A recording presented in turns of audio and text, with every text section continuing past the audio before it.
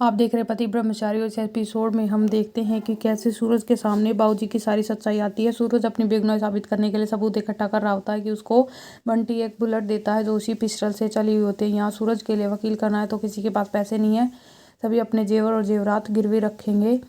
यहाँ सूरज बिरजू गुंडे के अड्डे पर आ जाता है और वह शराब पी रहा होता है बिरजू, और उसी गोदाम में एक कैमरा लग रहा होता है लाइव, और जो बाबूजी के फ़ोन से कनेक्ट होता है और ईशा उस फ़ोन में से लाइव देख रही होती है। लेकिन सूरज उसकी वायर काट देता है और देखता है कि अनिल जीजू भी वहीं पर हैं जो बिंदिया को बंधक बनाए हुए होते हैं और कहते हैं कि तुम्हारा यकीन अब कोई नहीं करेगा बिंदिया, तो तुम्हें मर जाना चाहिए।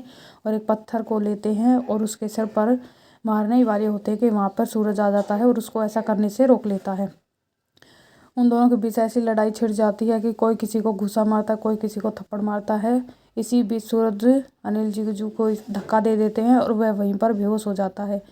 यहाँ सूरज बिंदिया को कहता है कि तुम घर चली जाओ, और यहाँ जैसे बिंदिया घर पे जाती है बिरजू गुंडा पीछे से सिर पर वार कर देता है सूरज के, और वहाँ पे बाबूजी भी आ जाते हैं और वे सोचते हैं कि अंधेरे में बिरजू खड़ा है, लेकिन वहाँ पे सूरज होता है और उसके सामने सारी सच्चाई कह देते हैं कि मैंने कैसे सूरज को गुंडा बना दिया उसके फ़ोन में, उसके बैग में पिस्टल रख के।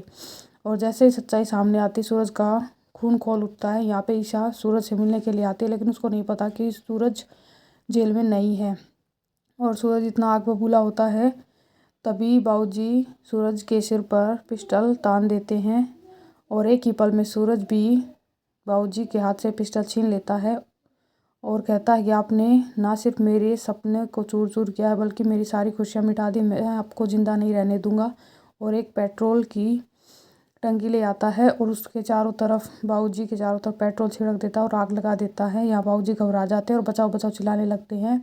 तभी आदित्य के पास कॉल आता है और पुलिस वालों का, जो मौके पर पहुँच गए थे, और वह सूरज को ढूंढने लगते हैं। यहाँ बाबूजी भी अनिल को कहता है कि तुम सूरज को मार डालो अब और अपनी बेइज्जती का बदला ले लो। यहाँ सूरज पुलिस स्टेशन जाने की बजाय ईशा के घर पे आ जाता है और ईशा को सारी बात बताता है कि मैंने आपका यकीन नहीं किया, बाबूजी ही असली मुजरिम है। लेकिन ईशा उसकी बात का यकीन नहीं करती है। और जाने के लिए सब्सक्राइब करें।